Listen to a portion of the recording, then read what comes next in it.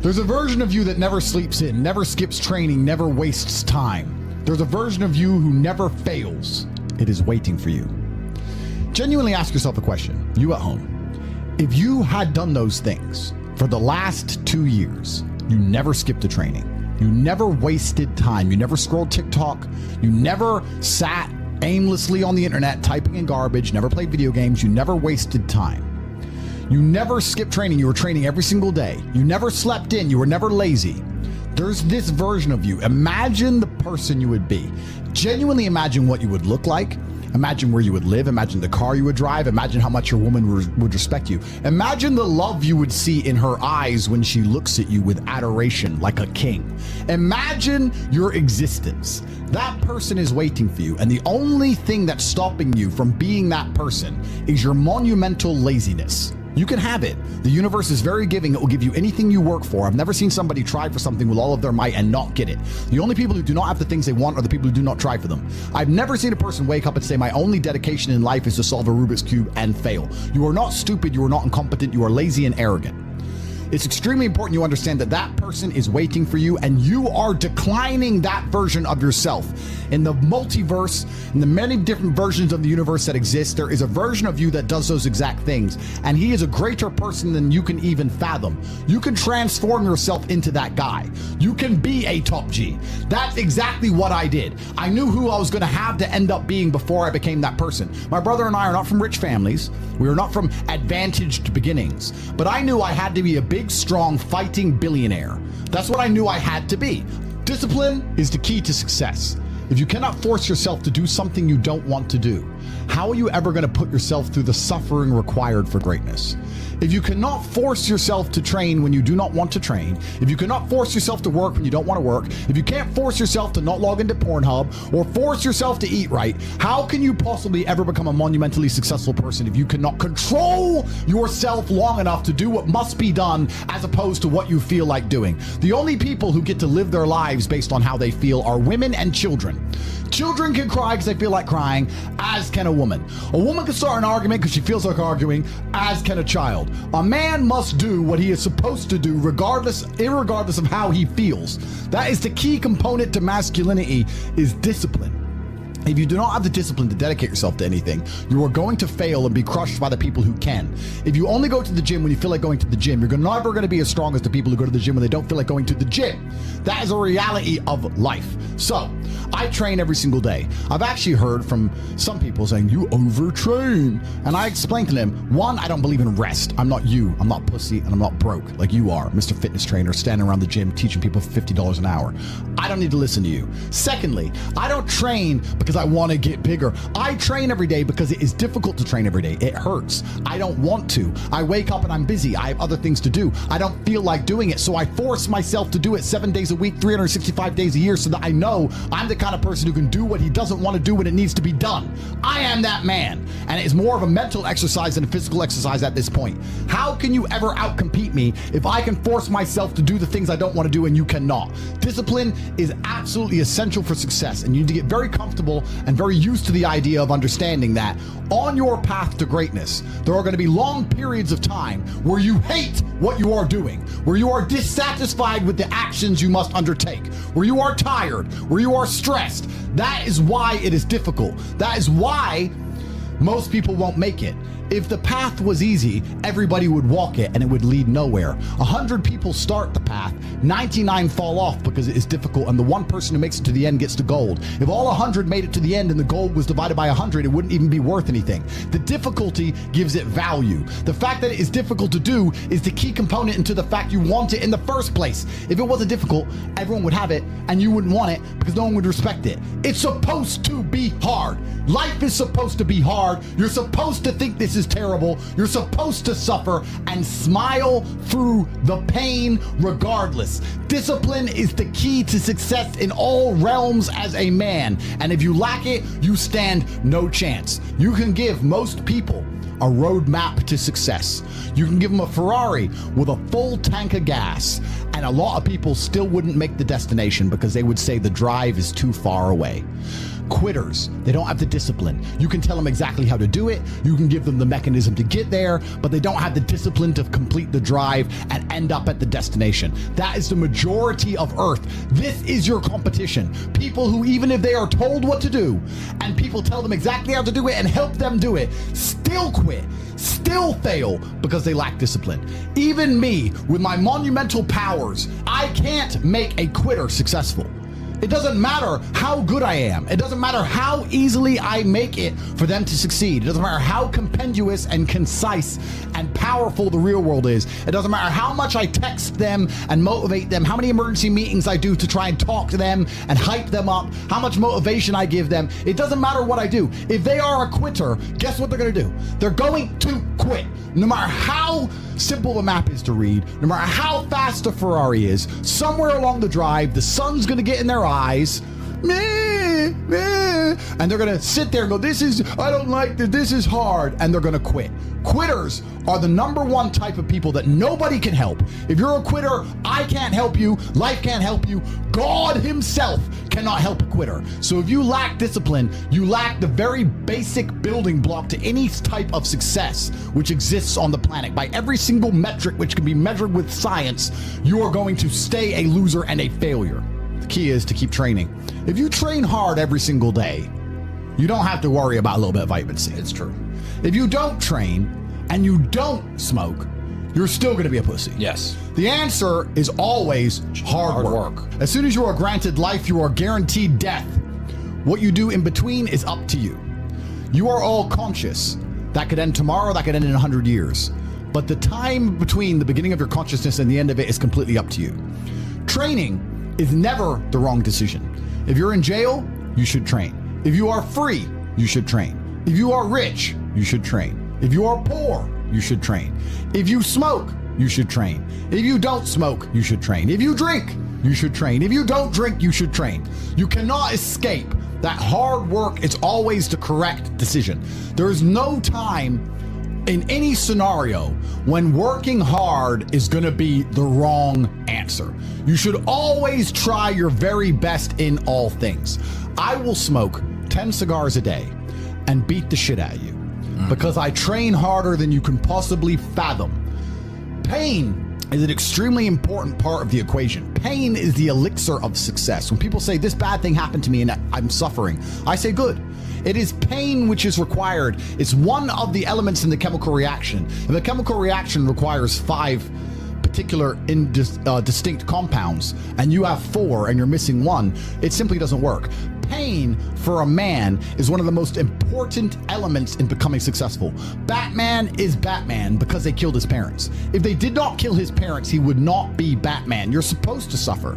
You're supposed to take that pain. The worst thing that can happen to you as a man is you live a life with no pain in it. To be born into a rich family and have a nice, easy life and be given money and you don't have to go to the gym and not have to train because you have bodyguards and sit around like a fuck up. You're going to be miserable and unhappy and a drug addict buying prostitutes. You're only going to have women who adore you. You're only going to feel confident in yourself and feel happy when you've been through hell and come out the other side. The pain is required, and you'll often notice that people who are better than you are people who have suffered more than you have suffered.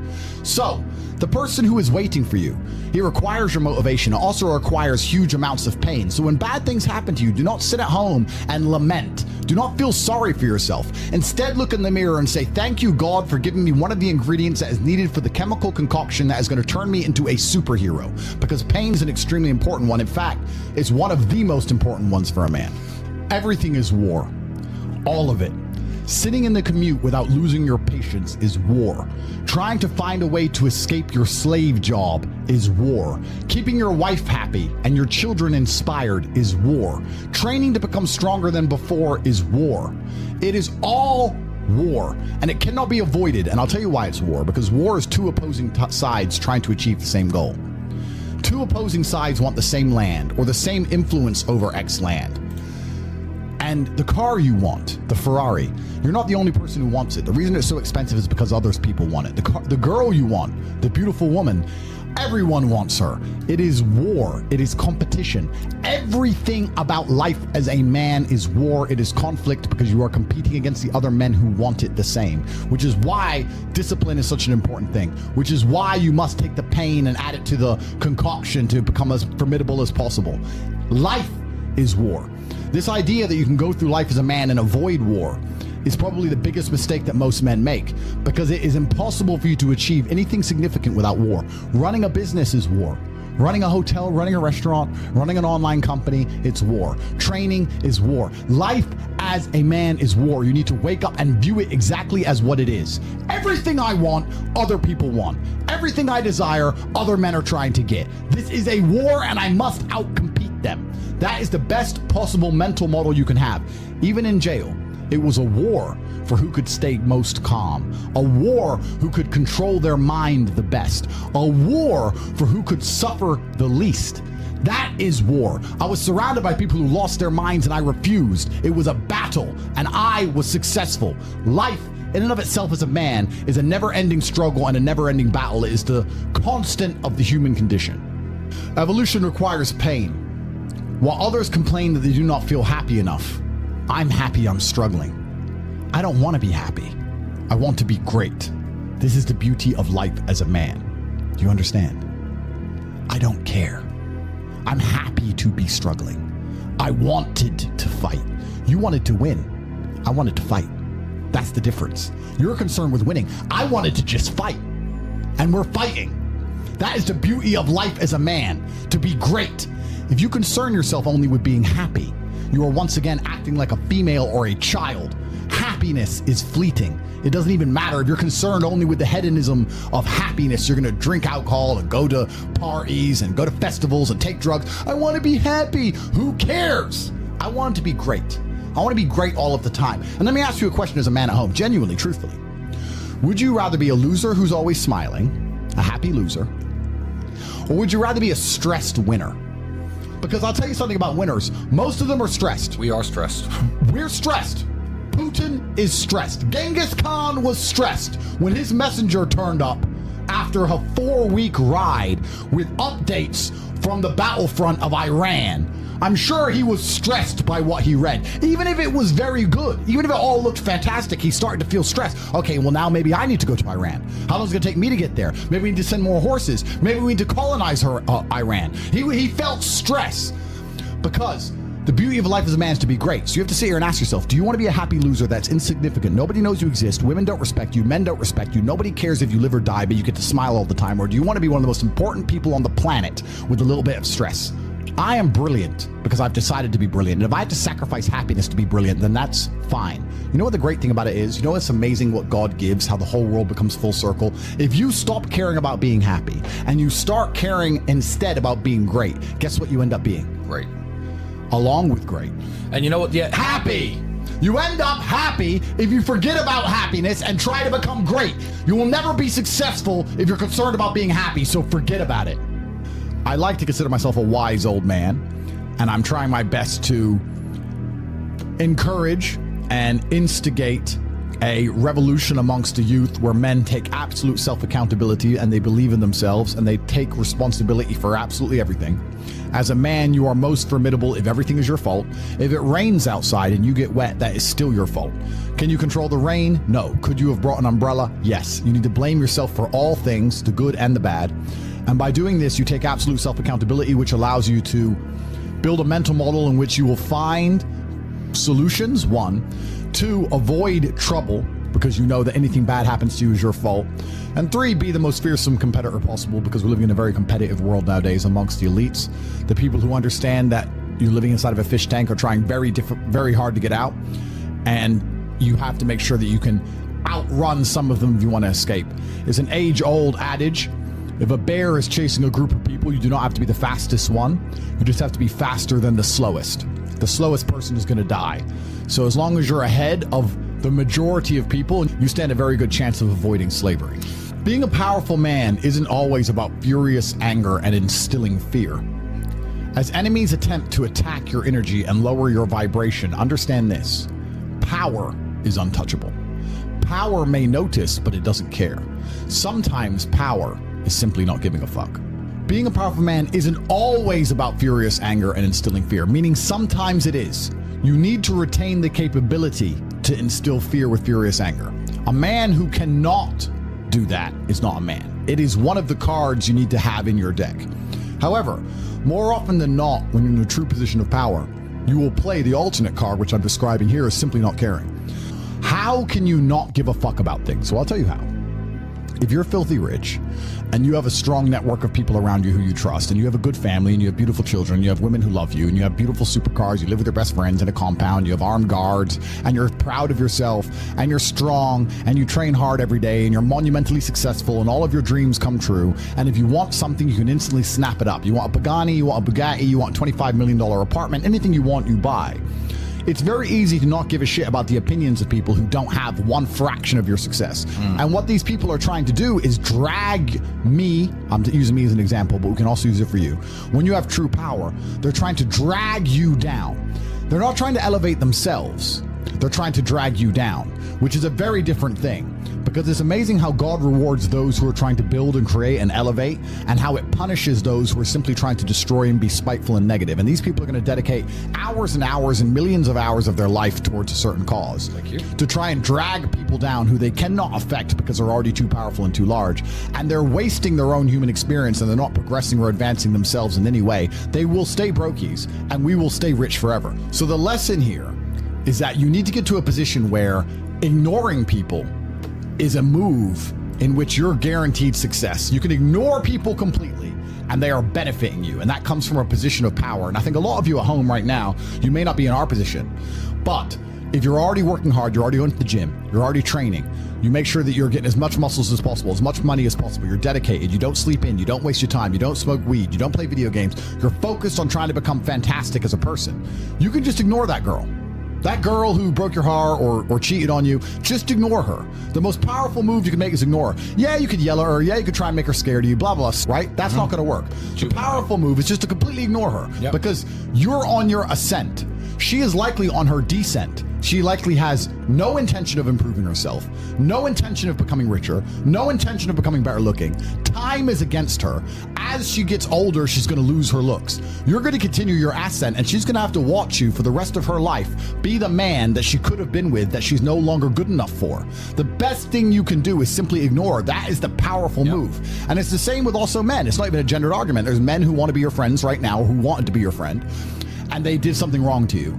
And if you're on the right path doing the right things, karma, God, the universe, whatever you want to call it, is going to teach them a lesson for simply failing to be a good person to you while they had the chance. But when you have a whole bunch of money, you take care of the people you love. And that's the masculine prerogative. And even my brother and I, anyone who's been loyal to us, who's on our team, we monumentally reward. And everyone who ever displayed cowardice or sold us out or made mistakes massively regrets it because they see how well we treat the people who are close to us. If you lack somewhere, excel somewhere else. Counter your weaknesses by honing other capabilities. If you're ugly, become filthy rich. If you're poor, be as strong as an ox. Life is unfair. The primary focus of your energies is to balance the books. And there's two different ways you could interpret that. You can, obviously, increase the attributes that you are lacking. If you have the ability to train, because a lot of people don't. Some people are born without arms and legs, but you, with 2 arms and 2 legs, are sitting at home jerking off the Pornhub, flabby and fat. If you have the ability to train, you should be doing it. But also, you know, there are some things that some people are just better at, and you can counteract that problem by teaming up with people who compensate for your weaknesses. People who are strong in areas where you are weak, and you team up with people where you are strong in areas where they are weak. I don't think between the people in this house and our group of friends, we lack anything. Correct. Anything. Correct. Literally anything. We can sit as a group and have a conversation about anything with anyone in the world and give useful insight and change people's lives for the better, because although I am not perfect, our team compensates one for each other. And that's the point of brotherhood. So excel in one area if you lack in others. I have people say to me, Andrew, I'm short. What do? I'm short. Okay, God made you short. Fine, good. Doesn't matter. You can't change it. What you can do is become as strong as an ox and become filthy rich and monumentally important and extremely influential. You can do that. People say, I'm poor. You should be strong. Oh, I'm strong, but I don't have any money. Okay, then teach others to be strong. Yes. There's always a way you can take your advantages and use them. And by teaming up with other men, other people, you can build a team in which there are no weaknesses. So if you have a disadvantage, you also have somewhere God has given you a distinct advantage over others. And it is your duty to excel in that realm. It is your duty to become so monumentally influential and powerful within that specific criteria in which you have the capability to be brilliant, that your weaknesses no longer appear because they can be simply overshadowed by your network or overshadowed by your absolute competence. By constructing the correct mindset, you can be in the exact same scenario you're currently in, living the exact same life with a different mental model in which you view the world, and you will not only feel more powerful, you will be more powerful, you'll achieve more amazing things, you will be greater, you will be happier with the same car, the same woman, the same house, the same income, the same everything, but your mind changes the lens in which you view the world. Lenses change things. Rose-tinted glasses, perhaps dark glasses. You can put glasses on, change the lens, and you can view the world differently by changing how your mind is constructed and put together and the way you view the world. That is the point of mental Aikido.